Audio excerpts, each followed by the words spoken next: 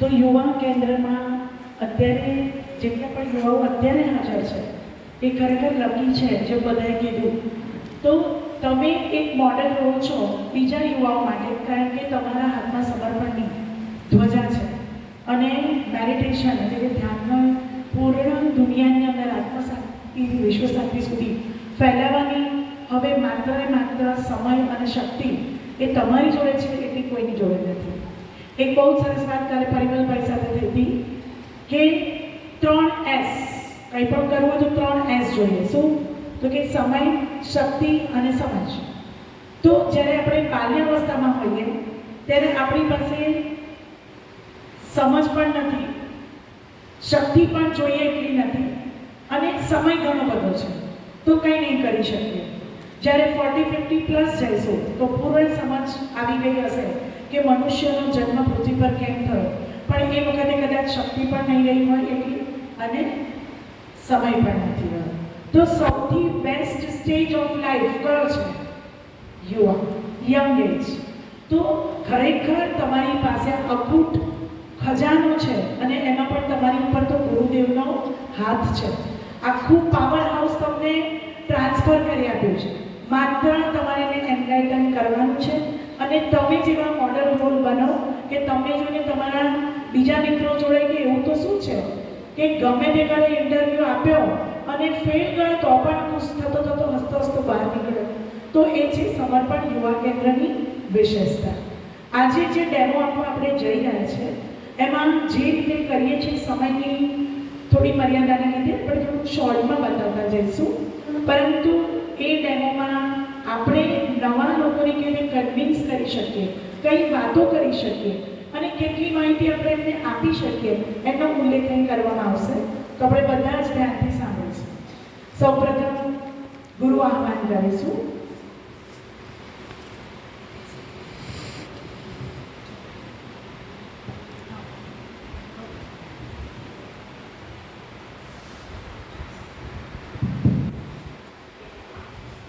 અત્યારે ડેમો એક રીતે અપાવી રહ્યો છે કે હું નિયમિત ધ્યાન કરતી એક વ્યક્તિ છું, યુવા કેન્દ્રમાં હાજર છે અને કોઈ અન્ય નવી વ્યક્તિ એટલે કે વિશ્વા અહીંયા આવી છે અને જે આજના યુવાધનમાં પ્રશ્નો છે, પ્રશ્નો લઈ અને યુવા કેન્દ્રમાં આજે પહેલી જ વાર જોડાઈ છે.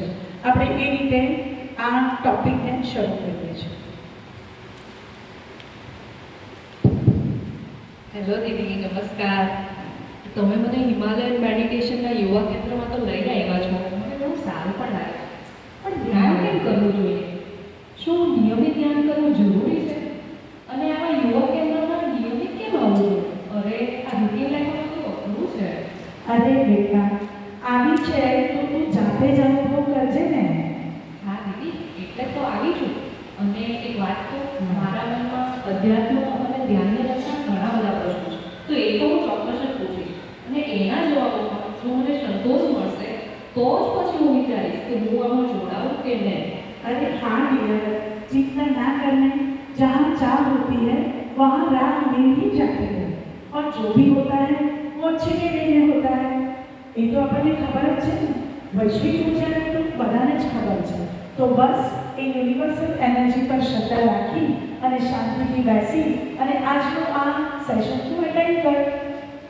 તો શરૂઆત કરીએ ગુરુ આહ્વાનથી.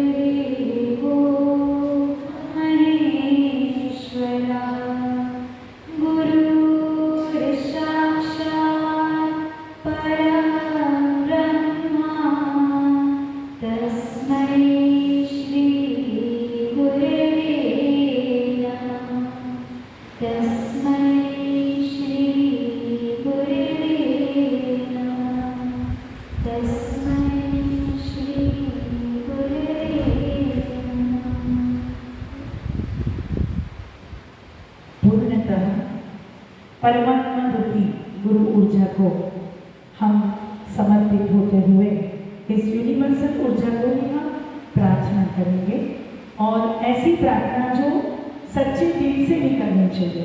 तो ऐसी सुंदर प्रार्थना हम करेंगे, साथ में आप भी करेंगे, क्योंकि जब हम इसमें इन्वॉल्व होते हैं तभी तो दिल के भाव उभर जाते हैं, और ऐसे दिल से निकले हुए भाव से ही परमात्मा अपनी पुकार को सुनता है।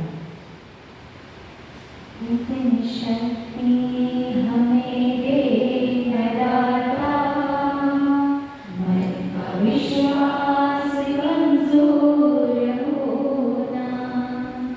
इतनी शक्ति हमें दे दाता, मन का विश्वास कमजोर होना।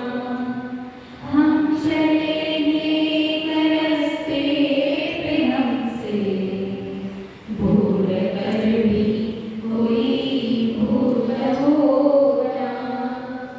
इतनी शक्ति हमें दे दाता, मन का विश्वास कमजोर होना। दूर अज्ञान के वो अंधेरे, तू हमें ज्ञान की रोशनी दे। हर बुराई से बचते रहे हम, जितनी भी दे भरी जिंदगी है। बैर होना किसी का किसी से, भावना मन में बदले की होना। વાહ, પ્રાર્થનાથી તો જાણે એમ થયું કે મને બધું જ સમજાઈ ગયું. પણ દીદી, આપણે વિચારીએ છીએ એવી આ દુનિયા છે ક્યાં? આ દુનિયામાં આપણે જે વિચારીએ છીએ એવું ક્યાં થાય જ છે? આપણે સારા છીએ પણ આ દુનિયા તો સારી નથી ને. અરે દીદી, પ્રેક્ટિકલ લાઈફમાં બધું ના ચાલે. આધ્યાત્મિકતા સાંભળવામાં સારી લાગે. આપણે તો પ્રેક્ટિકલ લાઈફ, સોશિયલ લાઈફ, સાથે સાથે કોર્પોરેટ લાઈફ, એ બધા સાથેનો તાલમેલ કઈ રીતે બેસાડવો?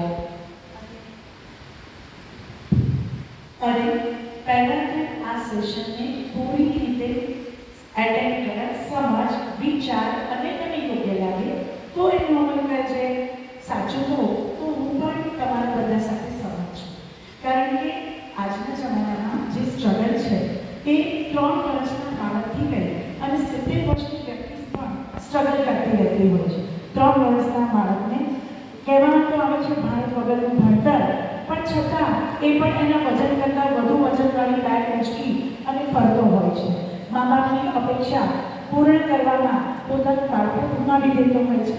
એવી જ રીતે જ્યારે વિદ્યાર્થી જીવન આવે તો વિદ્યાર્થી જીવનમાં ભણવાના સ્ટ્રેસ, ભણી રહ્યા પછી નોકરી મેળવવાના સ્ટ્રેસ, નોકરી મળી જાય તો ટકાવવાના સ્ટ્રેસ, બોસની ખુશ રાખવાના સ્ટ્રેસ, અને જ્યારે સાંસારિક જીવનમાં આવે ત્યારે મમ્મી પપ્પા, બાળકો, પતિ, પત્ની બધાની અપેક્ષાઓ પૂર્ણ કરવી, એમને ખુશ રાખવા, એની અંદર સાચી જ ખુશી ખોવાઈ જાય છે.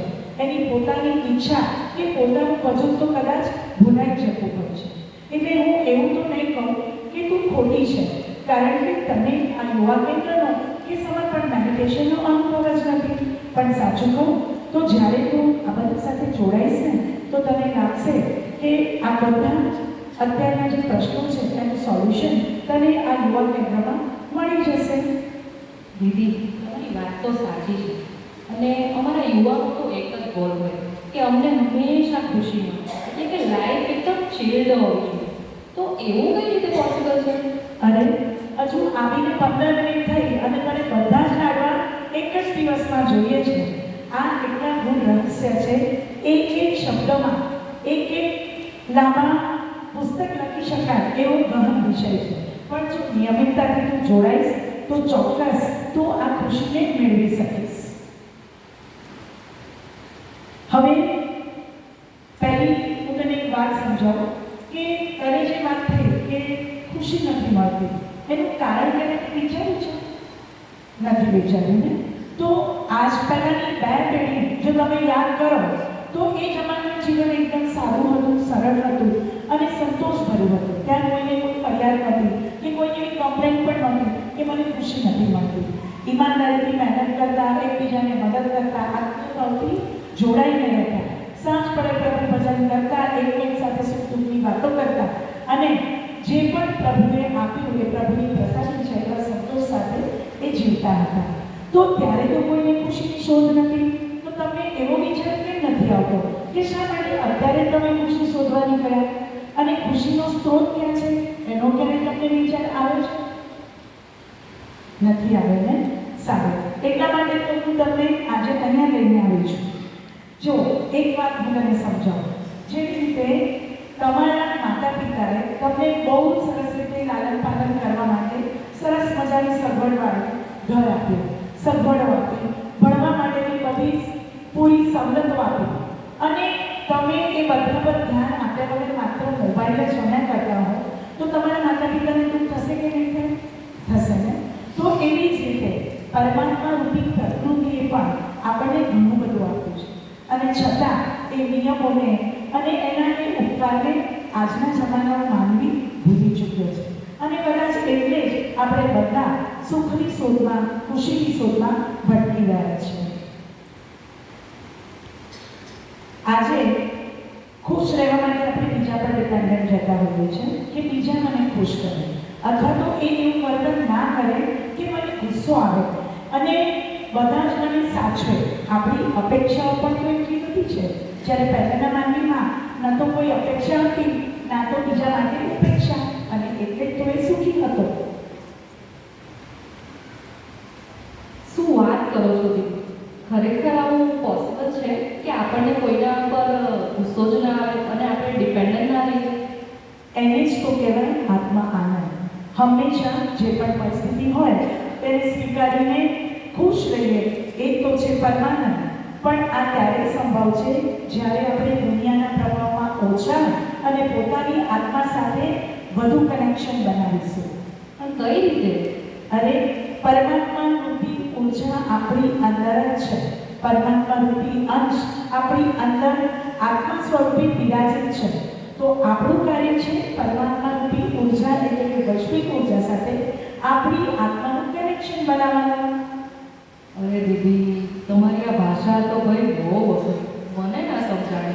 અરે આ તો જાદુની ચાવી છે ને. એ જાદુની ચાવી જો મળી જશે ને તો કોઈ પ્રશ્ન જ નહીં રહે. હજારો વર્ષ પહેલા ભારતીય સંસ્કૃતિની ધરોહર તો આ જ્ઞાન છે અને આપણા ઋષિમુનિઓએ આ જ્ઞાન આપણને આપેલું જ છે. પણ સમયની સાથે ક્યાં આપણે એને ગુમાવી ચૂક્યા છે અને એ જ્ઞાન એટલે ધ્યાન. ધ્યાન? અરે એવું બધું સાધુ ભાવ બનવાનું મને ના ફાવે. અરે તને જે કરવું હોય કરજે. અમારા ગુરુદેવ કહે છે तुझे कुछ भी छोड़ना नहीं है, सिर्फ तेरे जीवन में ध्यान को जोड़ना है. ઓકે એવું હશે તો હું ચોક્કસ કરીશ. હવે ધ્યાન વિશે કહેતા પહેલા તમે બધા યંગસ્ટર્સ છો. યંગસ્ટર્સ પ્રેક્ટિકલમાં માને, તર્ક વિતર્કો અને દલીલોથી જો એ વાત સાચી લાગે તો જ એને સ્વીકારે. સાચું ને? તો તમને એક વૈજ્ઞાનિક એટલે કે મેડિકલ સાયન્સની લેંગ્વેજમાં હું સમજાવીશ. આપણી બધા પાસે બ્રેઇન તો છે. તો બ્રેઇનમાં એમેગડાલા કરીને એક પાર્ટ છે જેની અંદર નિરાશા, હતાશા, ચિંતા, ડર વગેરેના કેન્દ્ર આવેલા હોય છે. અને બીજું એક છે પ્રીફ્રન્ટલ કોર્ટેક્સ. એ કોર્ટેક્સમાં એ ભાગમાં પોઝિટિવ એનર્જી, સકારાત્મક વિચારો, મેન્ટલ પાવર તમારો વધતો જાય, ડિસિઝન મેકર, લોજિકલ, આ બધા જ કેન્દ્રો એમાં આવેલા હોય છે. તો થાય છે શું? મેડિકલ સર્વે મુજબ એવું થયું છે કે જે લોકો ધ્યાની હતા એ લોકોનો એ ડર, નિરાશા, હતાશાવાળો જે મગજનો પાર્ટ હતો એ ધીરે ધીરે નાનો બનતો ગયો અને સકારાત્મક વિચારોવાળો, પછી કોન્સન્ટ્રેશન વધે, મેમરી પાવર સ્ટ્રોંગ થાય, ડિસિઝન પાવર સ્ટ્રોંગ થાય. એ પ્રીફ્રન્ટલ કોર્ટેક્સનો જે પાર્ટ છે એ વિસ્તરતો જાય છે અને એનું કનેક્શન બ્રેઇનના બીજા બધા જ પાર્ટ સાથે એટલું સ્ટ્રોંગ થાય છે કે ધીરે ધીરે તમારામાંથી એ નેગેટિવિટી, હતાશા, ડિપ્રેશન એ બધું દૂર થતું હોય છે. હજુ પણ તને સમજાવું તો આપણા શરીરમાં બધા જે ખેલ છે એ હોર્મોન્સના હોય છે.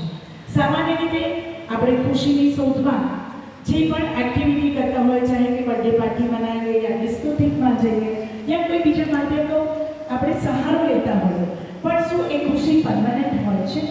ના. તો જ્યારે પણ આપણે એ કોઈ પણ વસ્તુ, ચાહે નશો પણ કેમ ના હોય, તો ઇટ ઇઝ અ ટેમ્પરરી. એ માત્ર ટૂંક સમય માટેની ખુશી આપે છે, કારણ કે એ દરમિયાન એ પદાર્થો તમારા બ્રેઇનમાં સેરોટોનિન કરીને ડોપામાઇન કરીને હોર્મોન ડેવલપ કરતો હોય છે. પરંતુ જ્યારે તમે મેડિટેશનથી જોડાઓ છો તો મેડિટેશનની દરમિયાન ડ્યુરિંગ મેડિટેશન તમારા બ્રેઇનમાં સેરોટોનિન નામનો હોર્મોન ડેવલપ થાય છે અને એ છે તમારા આત્મ આનંદ અને પરમાનંદનું કારણ. અને પછી આજુબાજુની પરિસ્થિતિ કોઈ પણ હોય, બસ તમે મસ્ત મોડા થઈ અને પરિસ્થિતિનો ચોક્કસ સામનો કરી શકશો. તો હવે તો તમને સમજાઈ ગયું ને કે આ આધ્યાત્મિકતા એટલે કે સ્પિરિચ્યુઆલિટી એ માત્ર સ્પિરિચ્યુઆલિટી નથી, એ વિજ્ઞાન સાથે સંકળાયેલી આધ્યાત્મિકતા છે જે આપણી ધરોહર છે. ઓ યસ, એટલે જ કદાચ આ યુએનઓએ 21મી ડિસેમ્બરને વર્લ્ડ મેડિટેશન ડે જાહેર કર્યો છે અને સાથે એમાં 123 દેશોએ પણ સ્વીકૃતિ આપી છે, રાઈટ? હવે તો સમજી. પણ આપણી સંસ્કૃતિમાં કહેવાય છે ને કે ગુરુ વિના જ્ઞાન નહીં. ભલે તમારામાં ગમે તેટલું નોલેજ હોય કે મેડિટેશનની કેટલી પણ પદ્ધતિઓ હોય કે તમે ગમે તેટલો અભ્યાસ કરો, પણ હજારો વર્ષની તપશ્ચર્યા પછી પણ જે તમને પ્રાપ્ત કરવું છે એના માટે કોઈ ગુરુની છત્રછાયા તો જરૂરી જ છે. હા દીદી, એ વાત હું ચોક્કસ માનું છું. મારી સંસ્કૃતિ પર મને ગર્વ છે. ગુરુ પરંપરાને હું પણ માનું છું. બસ, તો આવા જ એક જીવંત સદગુરુ શ્રી શિવ કૃપાનંદ સ્વામી, જે 16 વર્ષથી હિમાલયમાં તપશ્ચર્યા કરી, એક પછી એક અનેક ગુરુઓ પાસેથી સાનિધ્ય પ્રાપ્ત કર્યું, જ્ઞાન પ્રાપ્ત કર્યું અને ત્યારબાદ એ નિસ્વાર્થ ભાવે સરળ અને સહજતાથી 25 વર્ષથી સમાજમાં આ જ્ઞાનને વહેંચી રહ્યા છે. અને હિમાલયન ગુરુશક્તિઓનો ઉદ્દેશ્ય છે કે આવતીકાલનું જે ભવિષ્ય છે, જે ધરોહર છે, એ ધરોહર આ જ્ઞાનને સમજે અને તેમના જીવનમાં અનુકરણમાં મૂકે, જેનાથી અત્યારે જે સમસ્યાઓ જોવા મળે છે એ હવે પછીના દેશોમાં જોવા ના મળે. ત્યારે જ તો